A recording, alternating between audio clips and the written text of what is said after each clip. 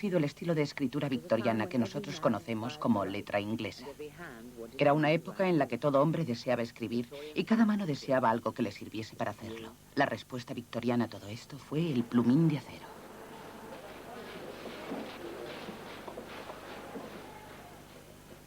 Birmingham era el taller del mundo y fue aquí donde se desarrollaron con éxito los primeros plumines de acero. Muchos habían tratado de inventar algo que supliera la pluma de ganso, pero fue en Birmingham en el año 1830 aproximadamente donde triunfaron en esta empresa.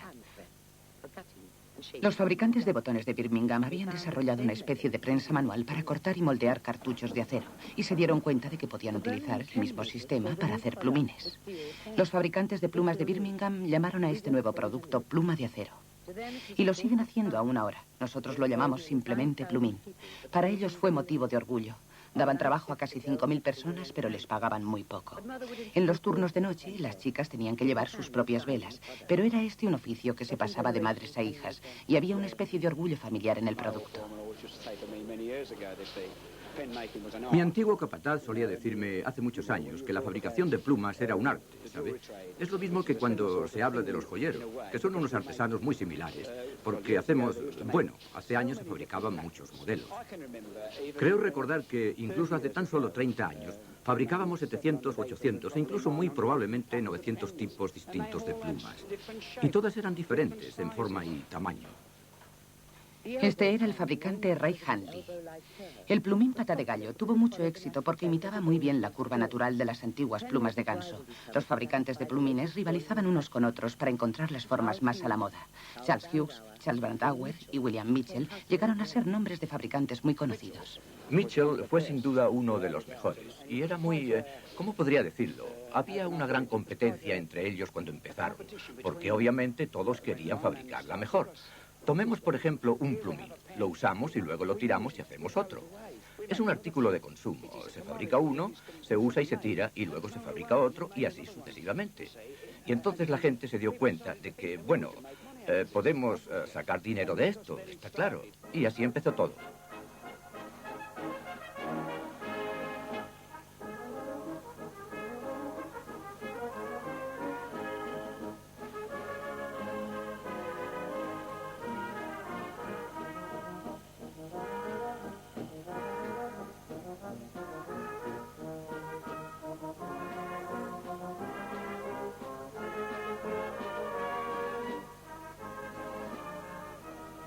En el año 1900, los fabricantes de plumines de Birmingham exportaban más de 500 millones de unidades cada año. El mundo entero escribía con los plumines de acero de Birmingham.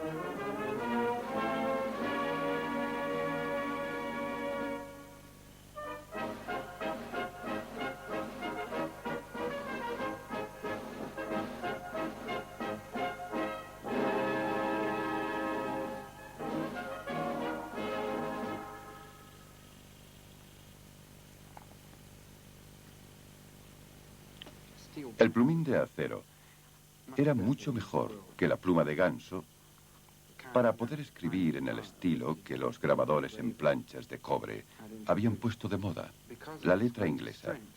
Era muy resistente y esto significaba que no se desgastaba tan rápidamente y con él se podían escribir unos párrafos mucho más largos. Y cuando se gastaba, lo único que había que hacer era coger uno nuevo en vez de tener que arreglarle la punta y todo eso que había que hacer con las plumas de ganso. Como contraste, la pluma de acero podía ser utilizada una página tras otra sin que se desgastase. No necesitaba preparación alguna, lo que significaba que toda la destreza y habilidad del copista podía verse reflejada en el mismo escrito. Este estilo resulta atractivo porque se notan mucho los contrastes entre los finos trazos hacia arriba y los gruesos trazos hacia abajo que se consiguen con una cierta precisión. Ligera en los trazos hacia arriba, fuerte en los trazos hacia abajo, nos da unos rasgos diferenciados que resultan muy atractivos. Y desde luego mucha gente se dedicó a la enseñanza de su propio sistema. Se publicaron libros y todo eso. Uno de estos, el más famoso de América, por ejemplo, se llamaba el método Palmer. Una de las cosas más memorables de todo esto es que cuando éramos niños nos exhortaban a trazar signos hacia arriba y hacia abajo, arriba y abajo, porque eran necesarios innumerables ejercicios para poder llegar a dominar perfectamente la técnica de esta escritura. Este estilo de letra inglesa, o como lo queramos llamar, se reconoce muy fácilmente porque incluso hoy en día, si queremos darle a nuestros escritos una cierta formalidad o elegancia, lo utilizamos. Y también lo usamos en las tarjetas de visita y en las invitaciones de boda, para facturas formales y para los billetes de banco.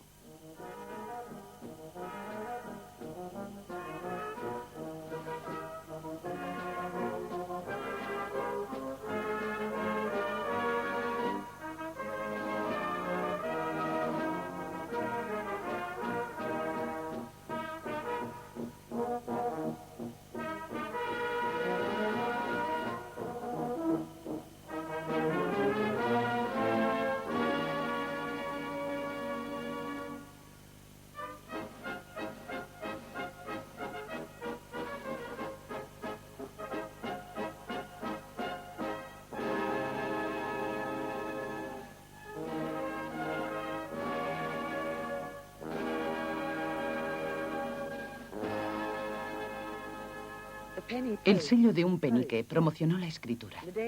En los años anteriores al teléfono, la gente charlaba por carta, y una carta bien escrita llegó a ser no solo un medio de comunicación, sino también un arte en sí misma.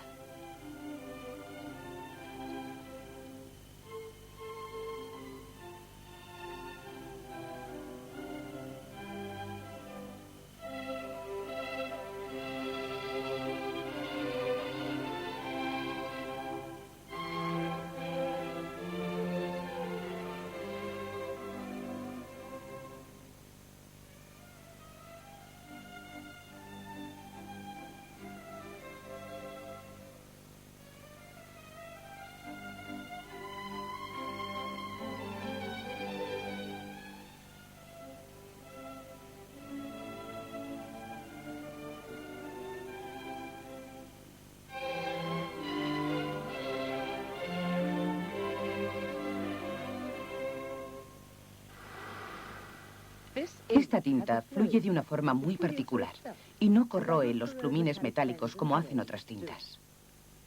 Este era el anuncio de un fabricante de tinta del siglo XIX. Los plumines de acero necesitaban otra tinta. Las tintas utilizadas en la Edad Media eran ácidas y quemaban el papel.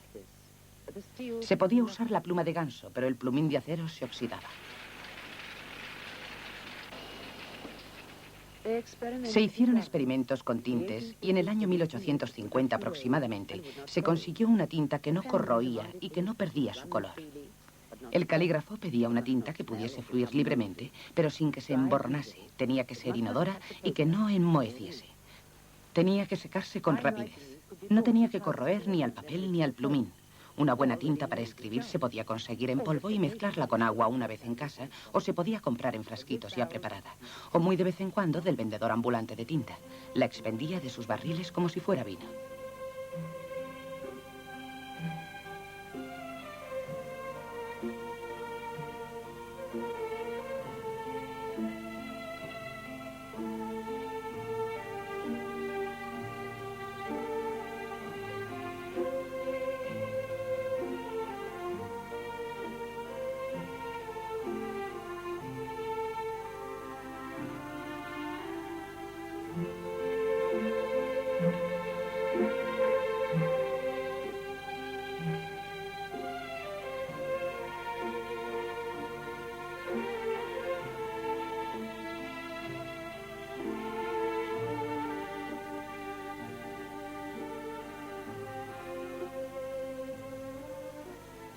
Si uno quería escribir, se iba al escritorio, naturalmente.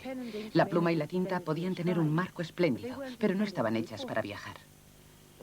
El problema era cómo llevar encima los materiales para escribir, y esto fascinó a los inventores victorianos. Esta tienda en el West End londinense es por sí sola una pieza de museo, y es un recuerdo de sus mentes ingeniosas y de sus dedos manchados de tinta. El entusiasta de las plumas y coleccionista Philip Poole. Este es un ejemplo de los muchos esfuerzos que se hicieron para construir una especie de instrumento que un viajero pudiese llevar con él. Aquí tenemos la pluma de ganso que probablemente utilizaría para escribir.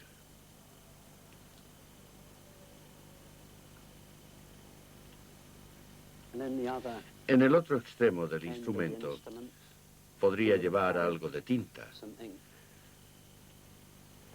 Esta clase de aparato para escribir es el que solían llevar los viajeros en el Oriente Medio. Aquí tenemos el depósito de tinta y en el tubo está la pluma, que casualmente es una pluma de junco. Este es un ejemplo muy gracioso de manguillo de plata que también podría ser utilizado por algún viajero. El plumín se podía sacar y guardar nuevamente en el manguillo. Esto servía para llevar una pequeña botellita de tinta y todo el conjunto podía formar la cadena del reloj de un caballero.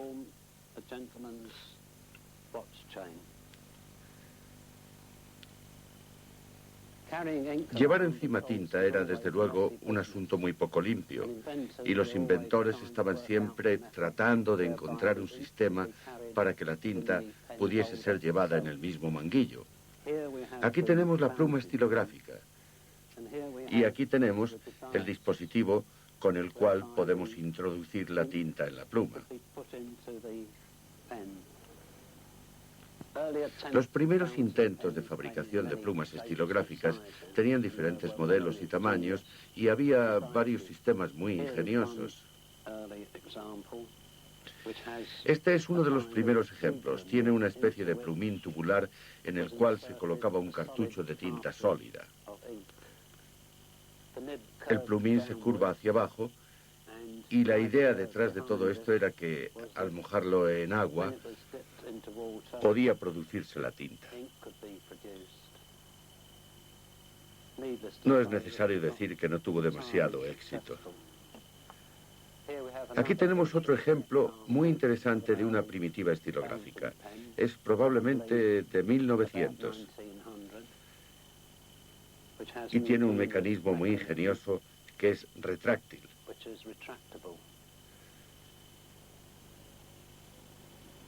El objeto de todo esto era proteger el plumín cuando ya no se utilizaba, escondiéndolo en el tubo.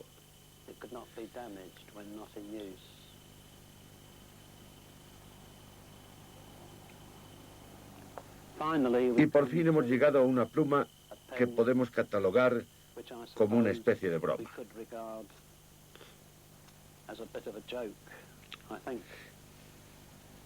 Creo que la ventaja de una pluma como esta, debido a su tamaño y volumen, es que resulta difícil perderla. Difícil de perder, pero también difícil de usar. Aquellos primeros intentos para crear una pluma portátil parecen actualmente un divertido interregno en el camino transcurrido desde la antigua pluma de ganso, hecha a mano, hasta la producción en masa de plumas estilográficas.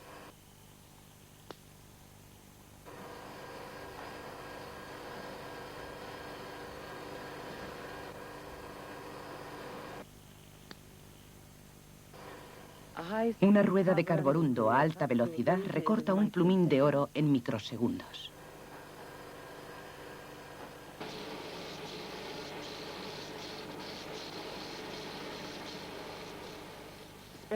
Un material especialmente endurecido se suelda en la punta del plumín y se pulimenta por todos lados para conseguir a máquina la punta que antiguamente se cortaba con todo cuidado a mano.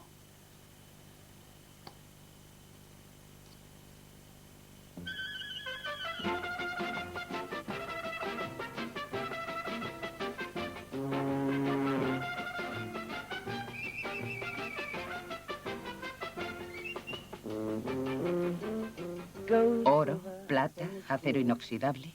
La pluma puede hacerse de uno de estos materiales y convertirse así en un objeto muy apreciado, casi una joya, cosa que nunca se hubiese conseguido con la pluma de ganso.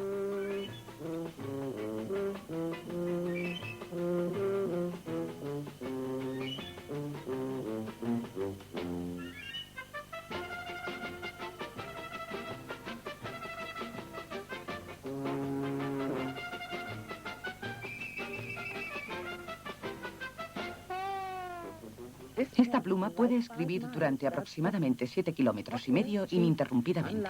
Popular, barato, desdeñado por los escritores de hermosas letras, esta es la aportación de nuestro siglo a los instrumentos de escritura, el bolígrafo. El principio es el de flujo controlado. Una bolita que gira se abastece de tinta a través de 6 minúsculos conductos que la rodean. Los fabricantes de plumas empezaron a experimentar con el bolígrafo a principios de siglo.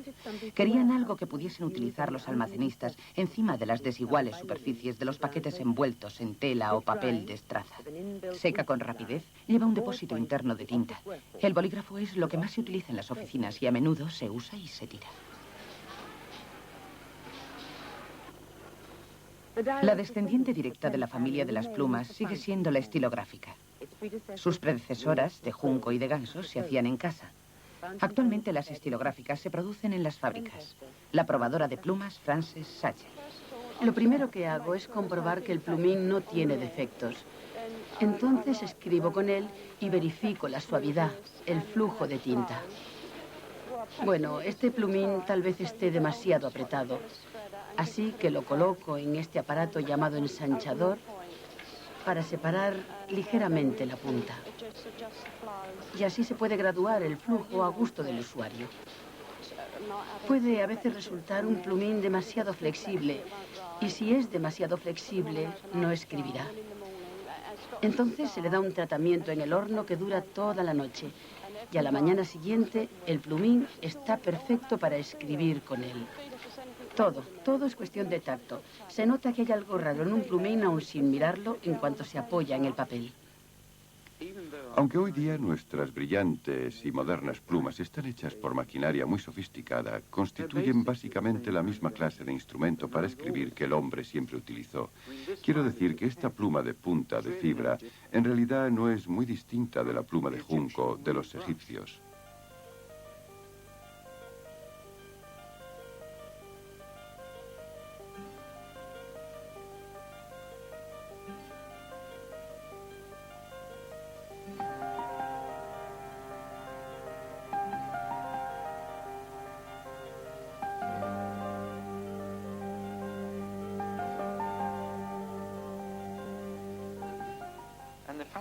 Y la estilográfica es igual que la pluma de ganso y funciona de la misma forma.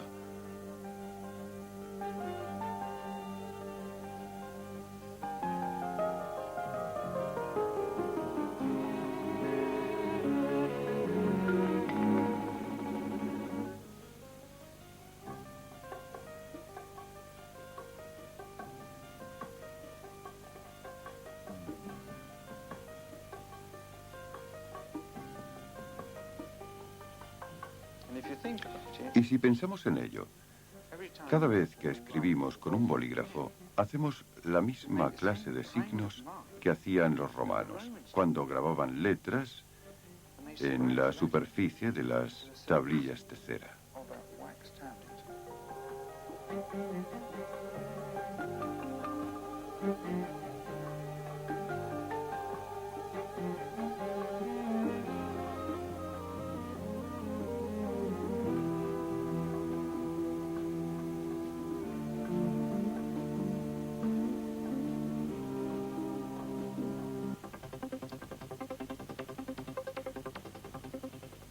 Hace poco se ha extendido el rumor de que una máquina, la máquina de escribir, reemplazará al copista.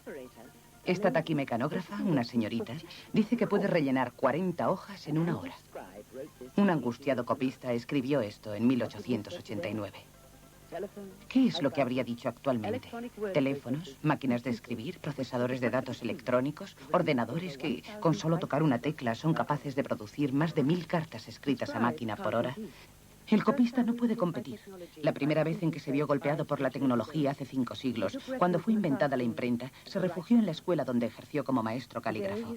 Actualmente así se le llama y la palabra deriva del griego y significa escritura bonita.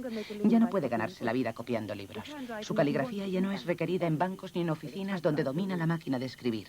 El calígrafo reacciona al reto de la tecnología, no solo como maestro, sino también como artista y dibujante. Un artista coge su pincel, lo pone en su paleta y pinta en un lienzo. Hemos sido educados con la idea de que esto es lo que un artista hace, pinta cuadros. y esto es arte. Pero todavía no estamos muy convencidos de que la escritura pueda ser un arte.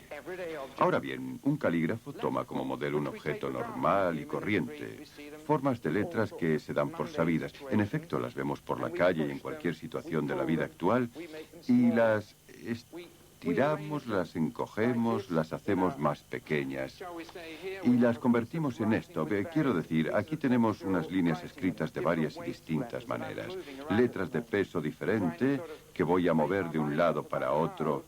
Voy a intentar decidirme sobre una serie de palabras que deseo escribir y formar con ellas una composición con algunos símbolos que quiero poner juntos. Trazo señales, hago dibujos, escribo letras. Esto es como dejar espacios libres y ordenarlos a mi gusto y trazar signos negros. Cada vez que hacemos una marca en un espacio blanco, cambiamos todo el blanco. Trazamos un signo negro y cada uno de los espacios blancos cambia. Es como coger una canica de un tarro lleno de ellas. Cogemos una canica, inmediatamente todas las demás se colocan de una forma distinta. El oro bruñido hace que el ángel se convierta en el centro de este dibujo, pero la disposición de las letras y su colorido, y letras vemos muchas en esta página, le conferirán su carácter a la pintura. El calígrafo coloca las letras como el pintor sitúa los colores. Para mí resulta tan importante la posición de las figuras como la posición de las palabras y su trazado con rayas finas y gruesas. Todo forma parte del conjunto y son tan importantes como lo que hay alrededor, así que voy a escribir aquí la última línea que tengo preparada. Y lo que voy a tratar de hacer es conferirle un ligero movimiento ascendente que se refleje aquí. La escritura es la parte más importante junto con el modelo. Trazo ascendente y trazo descendente que crean una cierta textura y un cierto carácter. El calígrafo hace cada una de las letras a mano. De esta forma es libre de experimentar con el tamaño de las mismas. Y él forma parte de una tradición que se remonta a miles de años. Las pinturas rupestres, los jeroglíficos, la escritura romana, la carolingia, la gótica, la itálica, la inglesa. Todo anterior a él. ¿Qué le depara el futuro? Será el calígrafo quien les dé forma a las letras del futuro. Pero no será el único que ejerza una cierta influencia, esto está claro. La tecnología ya ha reclamado una nueva y poco agraciada forma de letras para el ordenador. Pero la mejor oportunidad para las letras sigue estando con el calígrafo. Ahora bien, para igualar estos pequeños restos de rojo que hay en la parte superior de este escrito, voy a utilizar el color rojo para escribir y acabar las restantes palabras de la inscripción. Voy a escribir con otro estilo de escritura. No voy a utilizar el trazo negro y fuerte, sino un trazo fino y ligero, al que el color rojo confiere una elegancia distinta. Así que, además de jugar con la forma de las letras, con un rasgo fino y elegante, utilizo también el color para darles un cierto carácter. Las letras en sí mismas son formas y para mí poseen una especie de magia. Puedo escoger entre más de 2000 años de inspiración. Las formas de las letras han evolucionado a lo largo de los siglos. Hoy en día nosotros tenemos mucha suerte porque podemos consultar libros, tenemos referencias y mirando hacia atrás podemos escoger cualquier cosa que realmente nos guste entre todo lo que se hizo durante los miles de años pasados y podemos utilizarlas ahora como mejor nos plazca. Dentro de unos 100 años a partir de ahora, esperemos que la postura sea la misma. Lo que tenéis en la mano es una pluma y si os fijáis detenidamente de perfil, veréis que está biselada. Se inclina. Cada vez que escribimos una carta, formamos una serie de modelos. Y cada uno de ellos es diferente porque nosotros somos todos diferentes. Cada trazo que hacemos dice algo de nosotros mismos. Cada letra que dibujamos revela algo de nuestro carácter y de nuestros sentimientos. Impaciencia, resolución, energía, prudencia, temeridad, generosidad. Fea o elegante, nuestra escritura habla por nosotros y por nuestro tiempo. Tenéis que tratar de recordar cuál es el trazo fino y el grueso. Estáis utilizando el fino y el grueso, ¿veis? Como aquí. Cada trazo que hacemos es como una huella dactilar que revelará al futuro cómo éramos, de la misma forma en que nosotros, solo con mirar la escritura del pasado, podemos averiguar cómo eran nuestros antepasados. Muy bien. Esta hoja está realmente muy bien hecha. Hace miles de años, un hombre cuyas palabras han hecho olvidar su nombre escribió: todas las posibilidades de un ser humano pueden fluir de la punta de una pluma. Estupendo. Muy bonito. Sigue así. Deja que fluya. Déjalo fluir.